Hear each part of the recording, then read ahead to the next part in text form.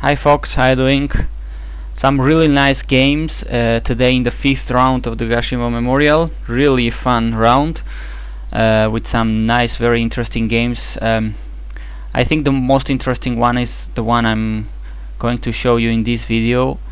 It was really a wonderful game. I think probably the nicest we've seen in this tournament so far, but at the same time the beautiful part of this game is that it is instructive and very easy to understand. I hope you'll share my opinion after seeing this video. It's a wonderful piece of art, but at the same time easy to understand and very instructive. So let us go. The game was played between Anand with white pieces and Anand-So. There is two strong players as everybody else more or less in this tournament. And by the way, I think this must be, I wanted to note this must be the highest rated game between two Asian players of all time. I mean, Anand-So is representing the USA, but he's from Philippines, and of course Anand representing the great chess nation of India, so I guess this is the highest rated game between two players from Asia. Anyway, Anand was white, and we saw a Ruy Lopez as an opening. A6. We go towards the very well-known lines, bishop e7, until on the 6th move Vishy Anand plays the slightly less common d3, a little sideline which with an early d3 which has become more and more popular lately. And well, the basic idea of it is that now white is threatening to take on c6 and win the pawn on e5, unlike without d3 when with queen d5, with queen d4, all that very classical and beginner stuff, black easily recovers the pawn. Now Anand-So has to choose between d6 and b5, both aim to prevent the loss of this pawn, and he goes for b5.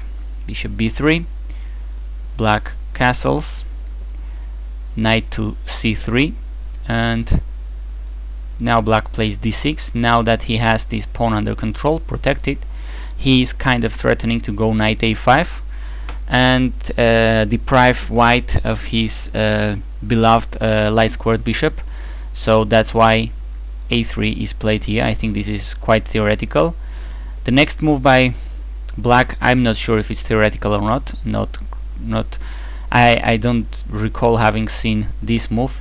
The knight just goes back to b8. Very interesting idea.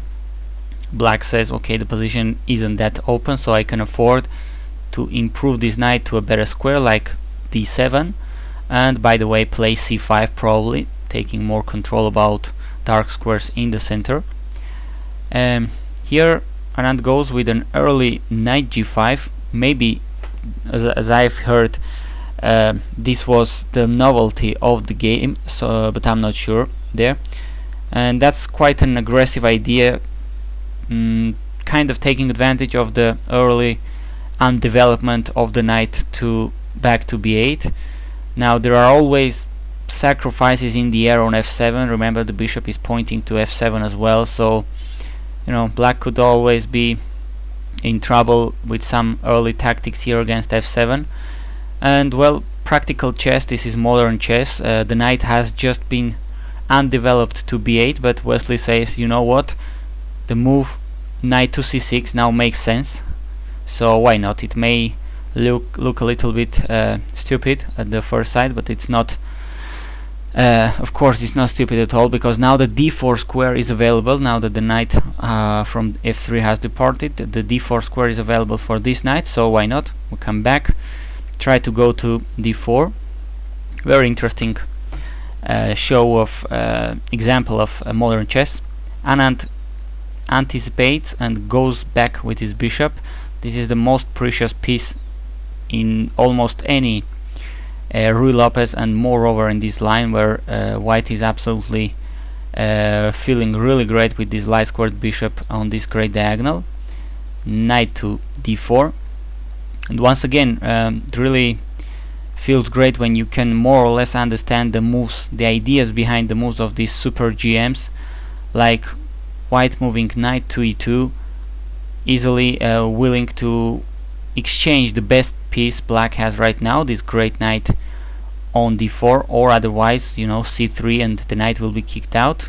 So that's the case. Wesley takes, queen takes e2, h6, and we reach one of the key points at the game. What would you rather play here?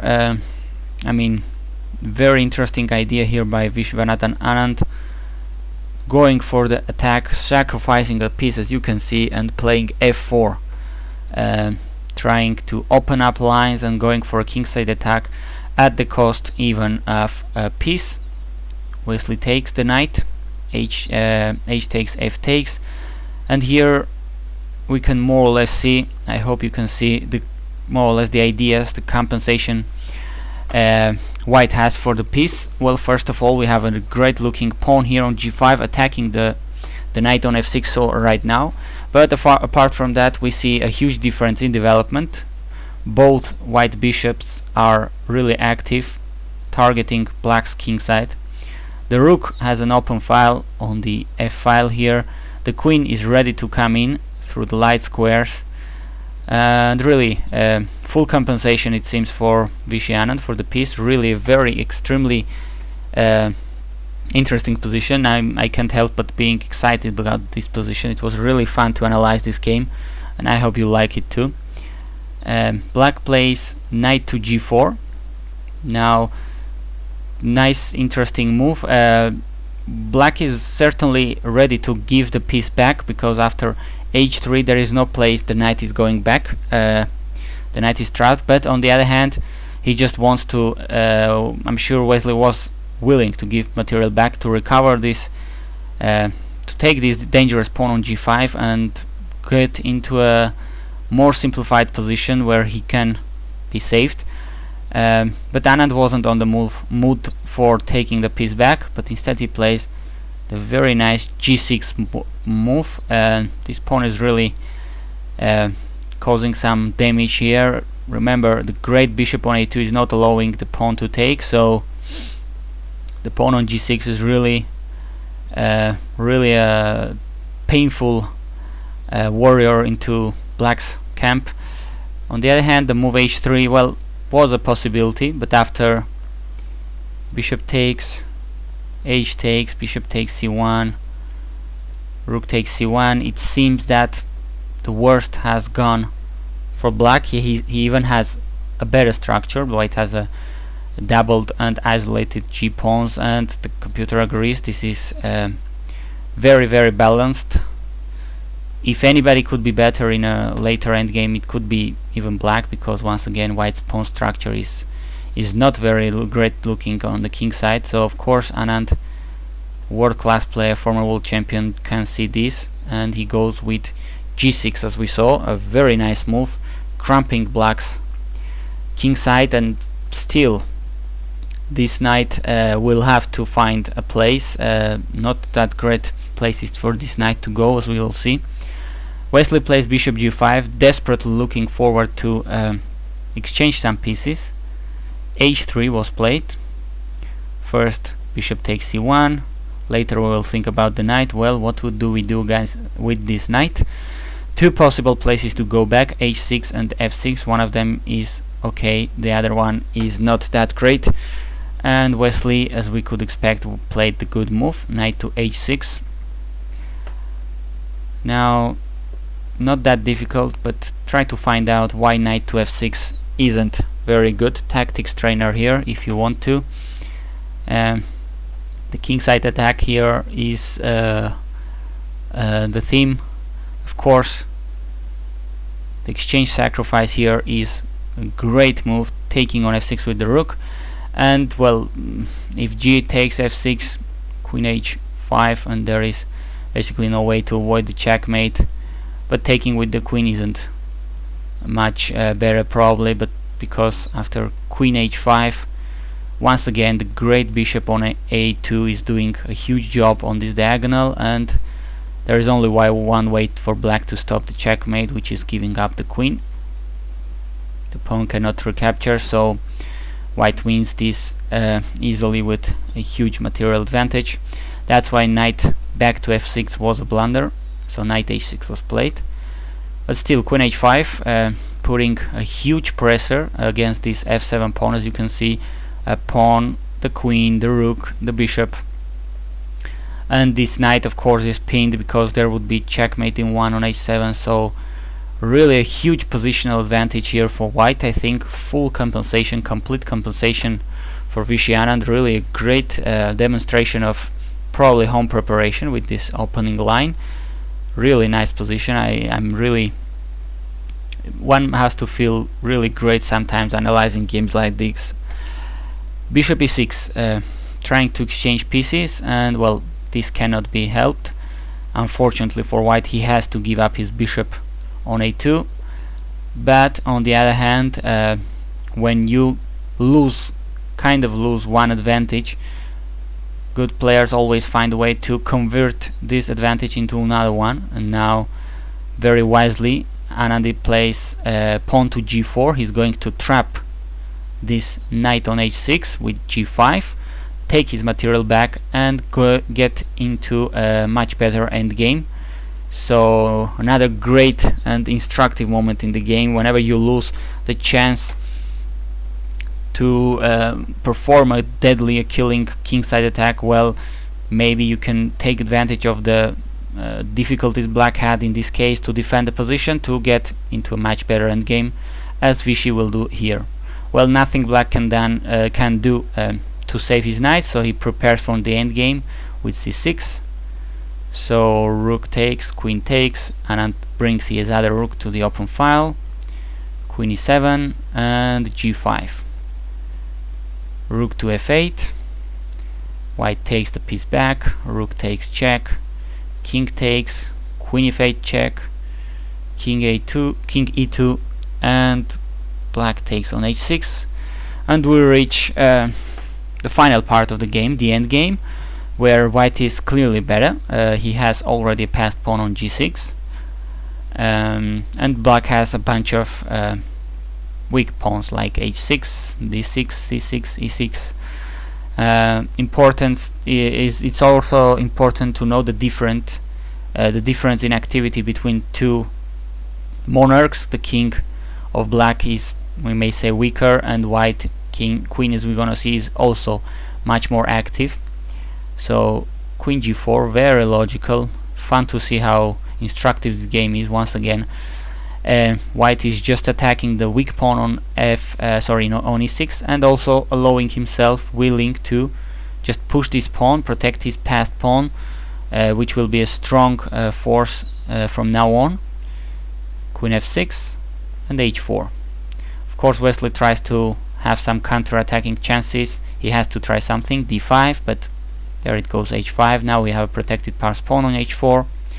d4, but Anand plays very carefully and wisely here. Once again, nice move, b4, fixing weaknesses on the queen side. a6 and c6 will not be able to move that easily anymore, and stopping, avoiding any counterplay, denying counterplays to black pawns. Well, there is little black can do really here, just kind of waiting. King g7, queen f3. Needless to say that after queen exchange, still this is over. I mean, black king cannot move from here, and white will be free to collect everything. So queen e7 and king d1. King g8, Wesley just waits. Queen f2. Really, this is a matter of technique, and Anand will show us how to prepare further pawn breaks here on the queen side, as he has to advance here on the queen side. He just cannot win with these pawns because black can wait forever. So king g7, and he plays c3, threatening to take twice on d4, as you can see, forcing black to capture, and king c2. Queen to c7. Now taking on c3, I imagine it can't be that great, because it probably gives with a well-timed c5, and not immediately, but sometimes with c5 being on the same file, it would give black some counterplay. So first queen c5, underlining the weakness of all these black pawns. At least 3 black pawns weak, but we also have e6, a6, so king to g8.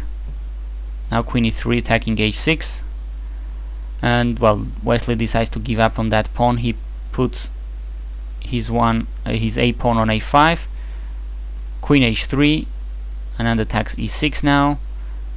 Wesley takes on b4. Well, if you just defend e7 here like when queen e7, now a5 would be hanging, so it's difficult for black to hold on to all of his weaknesses here, so tough position already, very tough for Wesley. So takes on b4, but queen takes with check, king f8, a takes back, white won another pawn here, queen to a7. It seems black finally won access to white's camp with some counter chances against white king, but it's too late. With really cold blood, Vishy Anand just takes the pawn on c3 after queen check, just king c2, and after queen check here, queen to b3. Once again, exchanging queens is as much as resigning for black, so Wesley goes back to a7, but after the 45th move, pawn to d4, after which the queen f7 check with queen exchange would be decisive. I mean, this way with d4, white is creating another passed pawn for himself, even if he loses the one on g6 with the queen exchange. So this was basically the end of the story. Wesley so resigned. Yeah, this way he lost the joint leadership he had in the tournament so far with Magnus Carlsen. Now Carlsen is leading alone the tournament, and really a great display of positional and also tactical play by Vishy Anand in this game. A really nice piece sacrifice early in the game from the opening to get a very nice queen endgame and convert it with really some elegant maneuvers. Hope you liked the game, and hope thanks for watching.